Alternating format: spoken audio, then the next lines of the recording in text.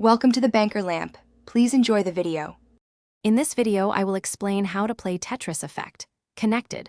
First, let's cover the basic controls. You'll use the directional pad or left stick to move your falling tetramino left or right across the board. To change its orientation, press one of the rotation buttons, usually X or A. For a quick drop, use the hard drop button, typically up on the D-pad.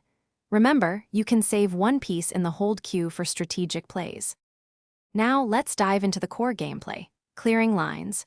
Your main goal is to create complete horizontal rows of 10 blocks to make them disappear. Try to stack your tetraminos neatly, avoiding large gaps to keep your playfield clear.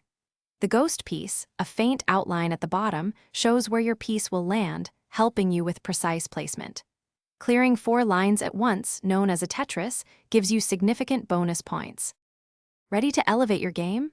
Advanced techniques like T-spins offer bonus points and faster clears.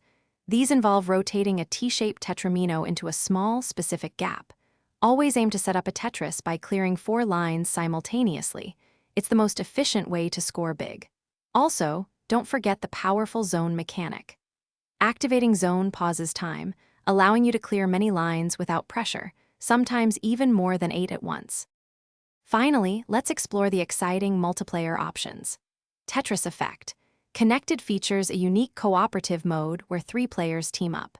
You'll work together to clear lines and take down massive boss tetraminos. Beyond that, you can challenge other players in various 1 versus 1 modes, testing your skills against friends or global competitors. Whether you prefer teamwork or head-to-head competition, there's a mode for everyone to enjoy. Thanks for watching. If this was helpful, leave a like and consider subscribing. See you next time.